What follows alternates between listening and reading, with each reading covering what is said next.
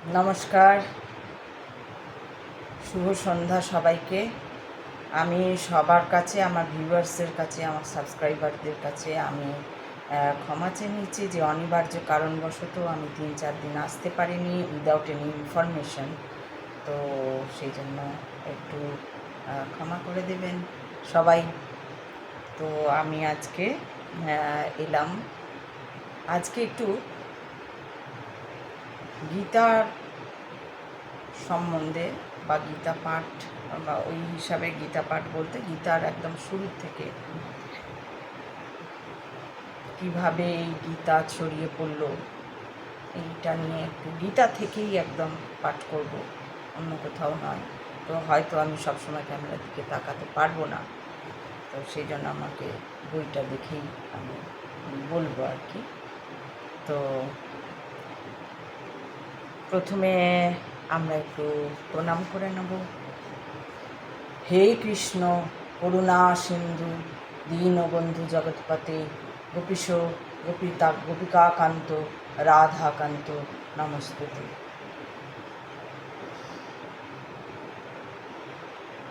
বাসুদেবায় নমঃ, বাসুদেবায় নমঃ, বাসুদেবায় নমঃ।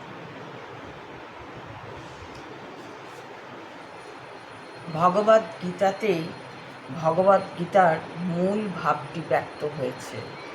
এটি ঠিক এই রকম, ঔষধ সেবন করার সময় আমরা আমাদের ইচ্ছে মতো বা খেয়াল খুশি মতো সেই ঔষধ নিতে পারি না। ডাক্তারের নির্দেশ বা ঔষধের শিশিতে দেওয়া নির্দেশ অনুসরণ করতে হয়। তেমনি ভগবদ্গীতাকে গ্রহণ করতে হবে ঠিক যেভাবে তার বক্তা তাকে গ্রহণ করার নির্দেশ দিয়ে গেছেন। অর্থাৎ ভগবদ্গীতার বক্তা কি না, স্বয়ং শ্রীকৃষ্ণ। তিনি যেভাবে নির্দেশ দিয়ে গেছেন গীতাকে পাঠ করার, আমাদেরও সেই রকমভাবেই করতে হবে। এখানে যিনি লিখেছেন তিনি বলেছেন যে আমরা যেভাবে কোনো অসুখ করলে ডাক্তারের নির্দেশে ওষুধ সেবন করি, ঠিক সেই রকমভাবেই গীতাকেও আমাদের পড়তে হবে নমস্কার করে, এবং গীতাকেও আমাদের নমস্কার করতে হবে, এবং গীতাকেও আমাদের শ্রীকৃষ্ণ যেভাবে নির্দেশ দিয়ে গেছেন সেইভাবেই গীতাকে আমাদের পড়তে হবে, নিতে হবে, গ্রহণ করতে হবে। ভগবদ্গীতার বক্তা স্বয়ং ভগবান শ্রীকৃষ্ণ। ভগবদ্গীতার প্রতিটি পৃষ্ঠায় শ্রীকৃষ্ণকে পরমেশ্বর ভগবান বলে উল্লেখ করা হয়েছে। ভগবান শব্দটি অবশ্য কখনো কখনো কোনো শক্তিমান পুরুষ অথবা কোনো দেবতার ক্ষেত্রেও প্রয়োগ করা হয়। এখানে ভগবান শব্দটির দ্বারা ভগবান শ্রীকৃষ্ণকে মহাপুরুষ রূপে বর্ণনা করা হয়েছে, কিন্তু সেই সঙ্গে আমাদের জ্ঞাত হওয়া উচিত, অর্থাৎ আমাদের জানা উচিত যে শ্রীকৃষ্ণই পরমেশ্বর ভগবান। ভগবান শ্রীকৃষ্ণই যে পরমেশ্বর তা স্বীকার করেছেন কারা না, তা স্বীকার করেছেন সমস্ত মহান আচার্যেরা, যেমন শঙ্করাচার্য, রামানুজাচার্য, মধ্বাচার্য, নিম্বার্কাচার্য, শ্রী চৈতন্য মহাপ্রভু এবং ভারতের আরও অনেক বৈদিক জ্ঞানের তত্ত্বদ্রষ্টা মহাপুরুষেরা। শ্রীকৃষ্ণ নিজেই ভগবদ্গীতাতে বলে গিয়েছেন যে তিনি স্বয়ং ভগবান। ব্রহ্মসংহিতা ও অন্য সমস্ত পুরাণে, বিশেষ করে ভাগবত পুরাণ, শ্রীমদ্ ভাগবতে শ্রীকৃষ্ণকে পরমেশ্বর ভগবান রূপে বর্ণনা করা হয়েছে। কৃষ্ণস্তু ভগবান স্বয়ং। তাই ভগবান শ্রীকৃষ্ণ যেমনভাবে নির্দেশ দিয়ে গেছেন ঠিক সেইভাবেই ভগবদ্গীতাকে আমাদের গ্রহণ করতে হবে। ভগবদ্গীতার 4th অধ্যায় চতুর্থ অধ্যায় 1 থেকে 3 নম্বর শ্লোকে আর কি ভগবান বলেছেন, ইমং বিবস্বতে যোগং প্রোক্তা বানহম ব্যয়ম বিবস্বদ্ম নবে প্রাহ মনোরীক্ষা কবেহ ব্রবীত এবং পরম্পরা প্রাপ্তমিমং রাজর্ষয় বিদু স কালেনেহ মহতা যোগ নষ্ট পরন্তপ স এবয়ং ময়া তেহদ্দং যোগ প্রক্ত পুরাতন ভক্ত হসি মে সখা চেতি রহস্যং যেতদুত্তমম। এর মানে হচ্ছে এখানে ভগবান অর্জুনকে বলেছেন যে এই যোগ ভগবদ্গীতা প্রথমে তিনি সূর্যদেবকে বলেন। ওই যে শ্লোকটি পড়লাম তার মানেটা কি সেটাই বলা হচ্ছে। প্রথমে তিনি সূর্যদেবকে বলেন, সূর্যদেব তা বলেন মনুকে। মনু ঋষি আপনারা সবাই জানেন, মনু ঋষির থেকেই মানব জাতির জন্ম। এটা পুরাণে, কোন পুরাণে, ঋগ্বেদে বা কোনো বেদে বলা হয়, যেটা এখন আমার মনে নেই, আমি পরে দেখে আমি ওটা বলবো। মনু ইক্ষ্বাকুকে এবং এভাবে গুরু পরম্পরাক্রমে গুরুদেব থেকে শিষ্যতে এই জ্ঞান ধারাবাহিকভাবে প্রবাহিত হয়ে আসছে। কিন্তু এক সময় এই পরম্পরা ছিন্ন হয়ে যাবার ফলে আমরা এই জ্ঞান হারিয়ে ফেলি। তাই ভগবান কুরুক্ষেত্রের রণাঙ্গনে নিজে এসে আবার এই জ্ঞান অর্জুনের মাধ্যমে দান করলেন। তিনি অর্জুনকে বললেন, তুমি আমার ভক্ত ও সখা, তাই রহস্যাবৃত এই পরম জ্ঞান আমি তোমাকে দান করছি। এই কথার তাৎপর্য যে ভগবদ্গীতার জ্ঞান কেবল ভগবানের ভক্তরাই আহরণ করতে পারেন। আধ্যাত্মবাদীদের সাধারণত 3টি শ্রেণীতে ভাগ করা যায়, যথা জ্ঞানী, যোগী ও ভক্ত অথবা নির্বিশেষবাদী, ধ্যানী ও ভগবত ভক্ত। এখানে ভগবান স্পষ্টভাবে অর্জুনকে বলেছেন যে পূর্বের পরম্পরা নষ্ট হয়ে যাবার ফলে তিনি তাকে দিয়ে পুনরায় সেই পুরাতন যুগের প্রচার করলেন। যেহেতু আগেরগুলো নষ্ট হয়ে গেছিল, তাই অর্জুনকে তিনি বললেন যে আবার করে তিনি প্রচার করে দান করলেন আর কি। তো তিনি চেয়েছিলেন যে অর্জুন এই জ্ঞানকে যথাযথভাবে উপলব্ধি করে নতুনভাবে তার প্রচার করবেন। আর এই কাজের জন্য তিনি অর্জুনকেই কেবল মনোনীত করলেন, কারণ অর্জুন ছিলেন তার ভক্ত ও বন্ধু, মিত্র ও ভালোবাসার মাধ্যমে তার অন্তরঙ্গ সান্নিধ্যে না এলে ভগবানের মাহাত্ম্য উপলব্ধি করতে পারা সম্ভব নয়। এখানে বলা হচ্ছে যে অর্জুনকেই কেন বেছে নেওয়া হলো না, অর্জুন শ্রীকৃষ্ণকে খুব ভালোবাসতেন। তিনি ভগবান রূপে কিন্তু জানতেন না।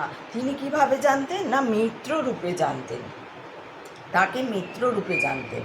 তিনি জানতেন যে শ্রীকৃষ্ণ তার মিত্র, বন্ধু, এবং বন্ধুর মতোই তাকে সবসময় গীতাতে অনেকবার হে সখা বলে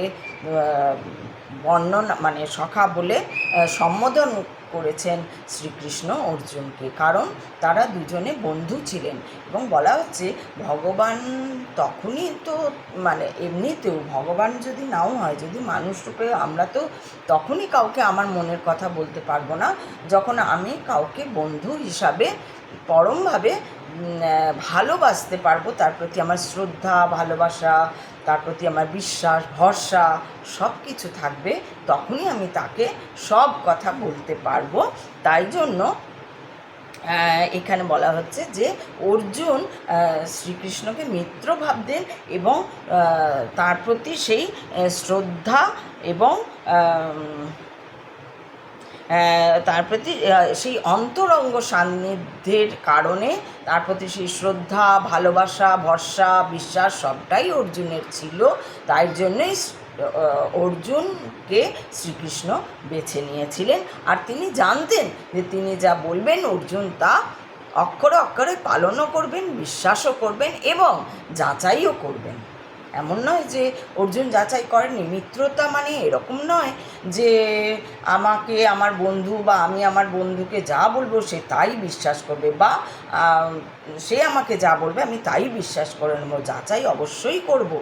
সেখানেই তো সখ্যতাটা বেড়ে উঠবে, কারণ মনের মিলন বা সেখানে কোনো ওই যে একটা দেওয়ালটা, যে ব্যবধানের দেওয়ালটা, সেইটা উঠে যাবে।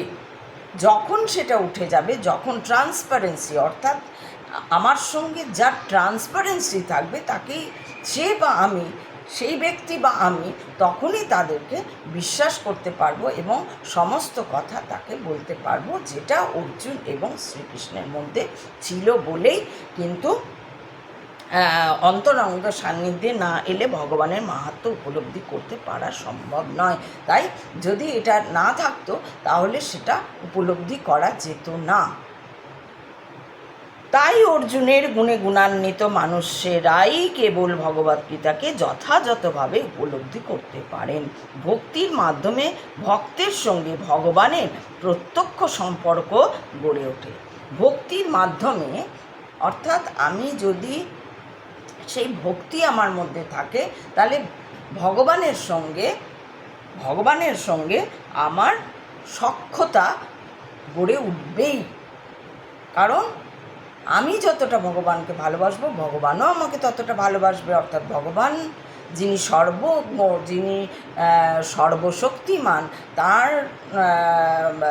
তার কাছে মানে তাকে আমি যখন তার সান্নিধ্য লাভ করব, তখন তার প্রতি সেই শ্রদ্ধা, সেই ভরসা, সেই বিশ্বাস, সেই সব কিছুই গড়ে উঠবে। আবার সেই ভগবানও দেখবে হ্যাঁ এই হচ্ছে প্রকৃত ভক্ত। এর মধ্যে একটা যাচাইয়ের ব্যাপার অবশ্যই থাকবে, যাচাই করে নেওয়ার ব্যাপার। দেখি তো এ সত্যি বিশ্বাস, ভরসা, শ্রদ্ধা, অমুক তসুক আছে কিনা। আবার ভগবানও যাচাই করবে তার ভক্তকে, ভক্তও যাচাই করবে তার ভগবানকে। আমি এই কথা কিন্তু অনেক আগে ভিডিওতে বলেছিলাম। তো যখন কেউ ভগবত ভক্তে অর্জুনের গুণা মানুষরাই কেবল ভগবত যথাযথ উপলব্ধি করত। ভক্তির মাধ্যমে ভক্তের সঙ্গে ভগবানের প্রত্যক্ষ সম্পর্ক গড়ে ওঠে।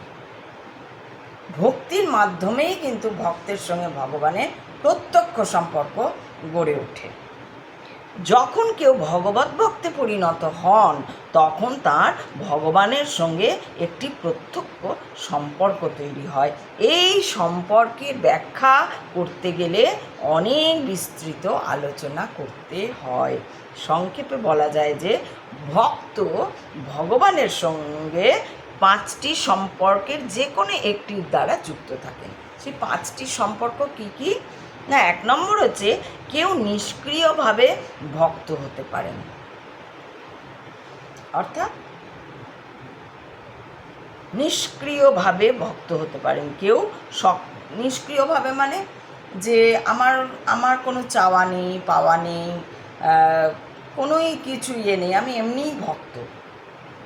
হয় না, যেটা দেখবে একটা কথা আছে যে কাউকে একবার দেখেই ভালো লেগে যাওয়া। ভালোবাসা না, ভালোবাসা কিন্তু অনেক পরে আসে, মিশতে মিশতে। ওই যে অর্জুন আর শ্রীকৃষ্ণের যে ভালোবাসা, সেইটা কিন্তু মিশতে মিশতে, ওই যে সান্নিধ্য লাভ করে একে অপরকে যাচাই করতে করতে, বিশ্বাস ভরসা এসব করতে করতে ভালোবাসাটা জন্মেছে এবং তারপরে পোক্ত হয়েছে। ঠিক আছে, নাহলে তো শ্রীকৃষ্ণ সবার জন্যই ছিলেন, সবার কাছেই ছিলেন। শ্রীকৃষ্ণ তো দুর্যোধনের কাছেও ছিলেন, শ্রীকৃষ্ণ তো শকুনির সঙ্গেও আলোচনা করেছেন, তাহলে কেন হলো না? তো সেই জন্য বলছেন। আরেকটা হচ্ছে কেউ সক্রিয়ভাবে ভক্ত হতে পারেন, অর্থাৎ পুজো আচ্চা, নিয়ম কানুন এইসবের তার যদি সেই ভক্তির সঙ্গে তিনি করছেন, এমন নয় করতে হয় বলে করা, সেটা একটা করা। আরেকটা হচ্ছে ভক্তির সঙ্গে করা। কিছু পাবো বলে করা নয় যে আমি 21 বার এইটা করব, বা আমি অমুক দিন সকালে উঠে শনিবার মঙ্গলবার আমি অমুক ঠাকুরের নাম করব যাতে আমার কিছু একটা কাজ হয়ে যায়। না, এইটা দেনা পাওনা না। কিন্তু আবার সক্রিয় কি করে না, আমি পুজো আচ্ছা কাজ বা কর্মের মধ্যে দিয়ে কেউ বন্ধুভাবে ভক্ত হতে পারেন। অর্থাৎ আমি যদি ঈশ্বরকে বন্ধু মনে করে নিই, আমি যেমন মনে করিও, এটা কোথাও দ্বিমত নেই, আমি মনে করি ভগবানকে বন্ধুর মতন সখা, সেইভাবেও আমি ভক্ত হতে পারি। কেউ অভিভাবক রূপে ভক্ত হতে পারেন, অর্থাৎ দেখবে অনেকেই বলে বাবা মা এরকম বলেন, কেউ বাবার জায়গা বসিয়ে নেন, কেউ মার জায়গা বসিয়ে নেন ঈশ্বরকে। কেন কৃষ্ণ বলো, শিব বলো, হনুমান বলো, রাধা বলো, লক্ষ্মী বলো, সরস্বতী বলো, মা দুর্গা বলো, মা কালী বলো, যেই বলো, একই ঈশ্বর, এক এবং অভিন্ন। বিভিন্ন রূপ তার বিভিন্ন রূপ, কিন্তু ঈশ্বর এক এবং অভিন্ন। তাই কখনো আমাদের মানুষের মধ্যে কেউ আমরা ঈশ্বরকে বাবা হিসাবে সম্বোধন করি, কেউ মা হিসাবে সম্বোধন করি, যার যাকে ভালো লাগে সেই রূপটাকে ধরে আমরা কখনো বাবা, কখনো মা, আবার কখনো বন্ধু মতন ঈশ্বরকে, পরমেশ্বরকে ভালোবাসতে শুরু করি। আর বন্ধু কি করে, অভিভাবক ধরে নিলে এখানে কিন্তু যাচাইটা একটু কম চলে আসে। কারণ আমরা এমনি আমাদের বাস্তব জগতেও কিন্তু আমরা সচরাচর দেখা যায় না যে আমরা বাবা মাকে যাচাই করি, যতক্ষণ না সেই রকম কোনো সন্দেহজনক ঘটনা আমাদের জীবনে ঘটে, ততক্ষণ কিন্তু আমরা যাচাই করি না বাবা মাকে। ঠিক সেরকম ঈশ্বরকে যখন আমি অভিভাবকের দরজা দিয়ে দিচ্ছি যে বাবা অর্থাৎ মা, তখন আমি কি করি না, একটা অভিভাবকের দরজা দিলে কি হয় না, সেখানে যাচাই করার কোনো ব্যাপার থাকে না। কিন্তু যেই তুমি ওটা তুমি ছেলে মেয়ে ভাবতে পারো, তুমি তোমার থেকে ছেলে মেয়েও ভাবতে পারো, তুমি তোমার সন্তানও ভাবতে পারো। যেমন যশোদা যেমন দেবকী ছিলেন কৃষ্ণের সন্তান, এবং যশোদা তাকে একদম, বা দেবকী তাকে, তাদের যশোদাই তো মানুষ করেছেন। তো সেইখানে তিনি কৃষ্ণকে একদম সন্তানের মতন, যেরকম বাচ্চারা দুষ্টু করলে মারা শাসন করে, তিনি শাসন করেছেন। এই যে এখানে শাসন করছেন কৃষ্ণকে, এই সমস্ত কিছু ভগবানের যে লীলা, সেই লীলা যে তিনি দেখিয়ে গেছেন, তার রূপ ধরে যে লীলা দেখিয়ে গেছেন।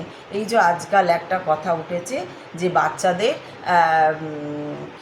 কি শুনছিলাম, জেন্টল প্যারেন্টিং, যে বাচ্চাদের মারা যাবে না, বকা যাবে না, এই যাবে না, ওই যাবে না। বকা বা মারা, লিটারেলি বকা বা মারা, এগুলো এক কথায় হয় না। কিন্তু শাসন, মেন কথা হচ্ছে শাসন করতেই হবে। সে তো আমাদের ভগবদ্গীতায় শ্রীকৃষ্ণকে স্বয়ং যশোদা দেখছেন যে উনি কোথায় গিয়ে কার ননির হাঁড়ি ভেঙে এসছেন, কার বাড়িতে গিয়ে কি ছাদ থেকে তুলে দিয়েছেন, ফেলে দিয়েছেন, সেই জন্য যশোদা মাতাকে বকাবকি করছেন, ওনাকে মারার জন্য ওনার পিছনে দৌড়াচ্ছেন। এবং যখন ধরেছেন ওনাকে লাঠি নিয়ে মারবেন বলে এমনি করেছেন, আর কৃষ্ণ হা করেছে, তখনই তো উনি দেখতে পাচ্ছেন সম্পূর্ণ ব্রহ্মাণ্ডে কৃষ্ণের মুখে। কখন দেখলেন না, যখন যশোদা মা তাকে, কৃষ্ণকে মারতে গেলেন, দুষ্টুমি করছিল। তো তার মানে কি, বাচ্চারা দুষ্টুমি করলে মা তাকে শাসন করবেই, এটা জগতের নিয়ম।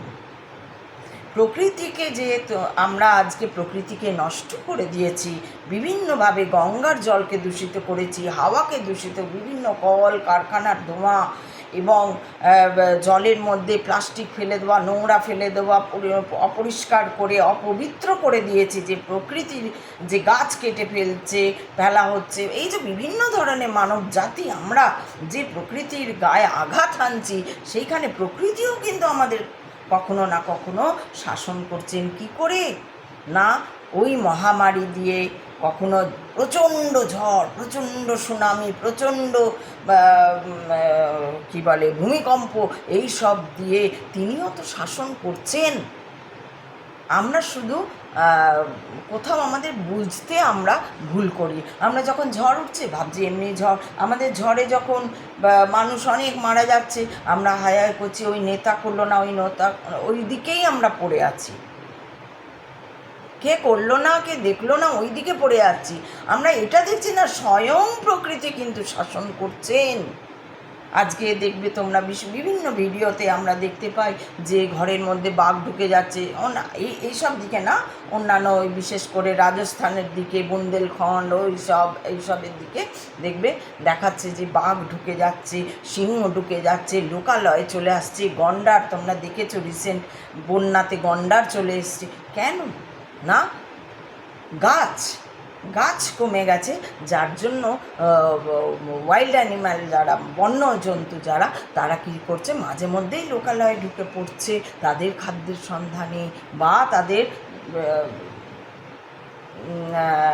খাদ্যের সন্ধানেই হোক বা যে কোনো কারণে, যেহেতু ওখানে গাছ পাচ্ছে না তো এখানে চলে আসছে কোনোভাবে, পথ ভুলে হোক বা কিছু, তাহলে তো একটা ডেরা থাকে, বা তুমি ডেরাটা, জঙ্গলটা কেটে নিল, ওই জায়গাটা তো থাকবে কোথায়? ওর গুহাটা হয়তো সরে যাচ্ছে। তো এইরকম করে এই জন্য চলে আসছে, বা এই যে প্রকৃতি শাসন করছে, প্রকৃতি তো করছে শাসন, তাহলে শাসন তুলে দিলেই বাচ্চারা ভালো থাকবে কথাটা সেটা। মার বকুনি এগুলো তো একটা এটা একটা কি বলবো, প্রথা, মানে একটা পন্থা, ওয়ে শাসন করার একটা ওয়ে, স্কোল্ড করা বা মারা আর কি। মারে তো নাই আজকাল, মারটাও ঠিক না। আমরাও যে মেরেছি বাচ্চাদের সেটা আমরা ঠিক করিনি, হয়তো আমরা ঠিক করিনি। আবার বাচ্চারাও খুব চঞ্চল হয়, এমন নয় যে বাচ্চাদের মানে সামলানো যায় না। এবার তার পিছনে হয়তো অনেক কিছু কারণ রয়েছে, সবই রয়েছে, কিন্তু যখন মা বাবা যখন বাচ্চারা ছোট ছোট থাকে তখনও তো বাবা মার বয়স তো আর খুব বেশি হয় না, তারাও সদ্য বাবা মা হয়, তো তারাও অতটা করতে পারে না, দিয়ে একটা মিসআন্ডারস্ট্যান্ডিং বাচ্চা আর মা বাবার মধ্যে হয়, কিন্তু তা বলে শাসনই উঠিয়ে দেওয়া উচিত এটাও ঠিক না। কারণ আমাদের সংস্কৃতি, ভারতীয় সংস্কৃতিতে ভগবদ্গীতায় বলা, বা ভগবদ্গীতা না, আমরা পড়েছি, আমাদের ইতিহাসে পড়েছি যে কীভাবে শ্রীকৃষ্ণকেও তার মা শাসন করতেন, যখন সে প্রচণ্ড দুষ্টুমি করত, কথা শুনতো না, শুধু বেরিয়ে ঘুরে বেড়াতো, বা বাইরে বেরিয়ে যেত, বা কারুর ছাদ থেকে জিনিস উঠিয়ে ফেলে দিত, বা কারুর মাখন চুরি করে নিত, অন্য কারুর মাখন চুরি, যার জন্যই তো ওই গানটা এসছে, मैं नहीं माखन खाय भर भायो गायन के पीछे। তো এই যে এসছে গানটা, যে আমি তো মাখন খাইনি, আমি তো ভোরবেলায় গরু নিয়ে আমি চড়াতে গেছিলাম মাঠে, আমি তো মাখন খাইনি মা। আবার বলছে मैं नहीं माखन खाय, मैं नहीं माखन खाय না, मैं नहीं, মানে কত সুন্দর লীলা তার। মাকে সত্যিই বলছে, ও মাকে মিথ্যে বলছে না, কিন্তু ঘুরিয়ে বলছে। মা ভাবছে मैं नहीं माखन खाय, तुमने माखन खाया है बेटा, मैं नहीं माखन खायो मैया मोरी, मैं नहीं माखन खायो, এটাই ও বলছে, কিন্তু ওরকম করে मैं नहीं माखन खायो मैया मोरी, मैं नहीं माखन खायो। তো मैं नहीं माखन खायो, আমি মাখন খেয়েছি, কিন্তু মাকে কি বলছে, मैं नहीं माखन खायो ও মাইয়া মোরি, আমি মাখন খাইনি গো মা। কিন্তু মা খুব ভালো করে জানে এই ছেলেই মাখন খেয়েছে, এই ছেলে, নালে ওরা শুধু কেন বলতে আসবে, কেন সব সময় লোকে নালিশ করছে। সব বলেছে যে তুমি সব সময় এরকম করো, সব সময় লোকে তোমার জন্য নালিশ করতে আসছে, আমার আর ভালো লাগে না, বারবার তোমার জন্য আমাকে নালিশ শুনতে হয়। আরও তো ছেলেমেয়েরা রয়েছে, কেউ তো এত দুষ্টু না, এত সব মা বলছে যখন, তখন বলছে मैं नहीं মাখানা খায় ও মাইয়া মোরে, मैं नहीं মাখানা খায়। তাহলে তাহলে এই যে শাসন, মায়ের শাসন তো একটা খুব মিষ্টি জিনিস, মা বাবার শাসন তো খুব মিষ্টি জিনিস। মা বাবার শাসন তো পরিপক্ক করে সন্তানকে। সেখানে যদি শাসন উঠে যায়, গেছে, শাসন উঠে গেছে, কারণ সেই বাচ্চাও আর নেই যারা শাসন মেনে নিতে পারছে, আর তারা তারা সেটাকে উল্টে সেই জায়গাটায় হচ্ছে যে কেন করব না, একটা যুক্তি রাখছে, তর্ক রাখছে। আমার বাবা একটা কথা বলতেন, আমার হয়তো এরকমও হতো, আমার বাবা কখনো হয়তো মা কিছু বাবাকে, সেটা জেনারেলি হয়, সবার সংসারেই হয়, সব সংসারেই হয়, যে হয়তো মা খুব নালিশ করে, জানো তো এই করছে ওই করছে, ছোটো ছেলেমেয়েরা বিরক্ত করছে, আমরা খুব দুরন্ত ছিলাম, দুরন্তপনা করেছি, দুষ্টুমি করেছি, কিছু করেছি, মা হয়তো বাবার কাছে নিন্দে করেছে। এবার আমার বাবা কী করতেন, কখনো মা নিন্দে করে গেল বলেই মায়ের সামনে ডেকে অবশ্য বলতেন না। তিনি কিন্তু মা যখন বাইরে গেল, মা তো স্কুলের টিচার ছিলেন, স্কুলে গেছে বা পড়াতে গেছে, কোথাও গেছে, বাবা আমাদের ডাকতেন, এ করে, হ্যাঁ রে তোরা কী করেছিস, তোর মা এই বলছিল, একদম দুষ্টুমি করবি না, মা রেগে গেলে মা তারপর হয়তো কেউ আমার কোনো ভাই বোন হয়তো বলতে গেল কিছু, না একদম না, মা যা বলেছে, মা যদি বলে, আমার বাবার এটা সবসময়ের কথা ছিল, যারা আমার বাবাকে চেনেন তারাও বলতেন, তারাও জানেন যে আমার বাবা সবসময় বলতেন, মা যদি আগুনে ঝাঁপ দিয়ে দিতে বলে, ঝাঁপ দিয়ে দিবি, যুক্তি খুঁজবি না ওইখানে কোনো। এই হচ্ছে মা। হয়তো সেটা সম্ভব হয় না, কারণ আমাদের একটা সময় যুক্তি যখন চলে আসে এবং যখন সেটা আমরা দেখি যে না, এটা তো একদমই অন্যায়, হয়তো মা একদম ভুল বুঝেছে, একদম ভুল বুঝে হয়তো বাবাকে বা অন্য কাউকে একটা একদম ভুল কথা বলছে আমার নামে, তখন সেখানে দাঁড়াতে হচ্ছে, সেটা আবার অন্য একটা খেলা হয়। আমি যখন বলছি ছোটোবেলায় যখন থাকে বা অন্য সময় জেনারেলি এগুলো হয় না, কিন্তু কোথাও কোথাও আবার এগুলো ভুল বোঝাবুঝিগুলো খুবই হয়, সেটা আলাদা কথা। তো একটা হচ্ছে, তাহলে সেটাই বলা হচ্ছে যে অভিভাবক রূপে, তো অভিভাবক রূপে ভক্ত হতে পারেন, আরেকটা হচ্ছে কেউ দাম্পত্য প্রেমে ভক্ত হতে পারেন, মাধুর্য যাকে বলা হচ্ছে। অর্থাৎ আমি যদি মানে এখানে স্বামী স্ত্রীকে রাধিকা দেখছে, আর স্ত্রী স্বামীকে কৃষ্ণ দেখছে, এই যে একটা প্রেম, তাহলে প্রেম আরও যেন সে মধুর ছড়িয়ে দেবে, মাধুর্য ছড়িয়ে দেবে। তাহলে এই 5টা উপায়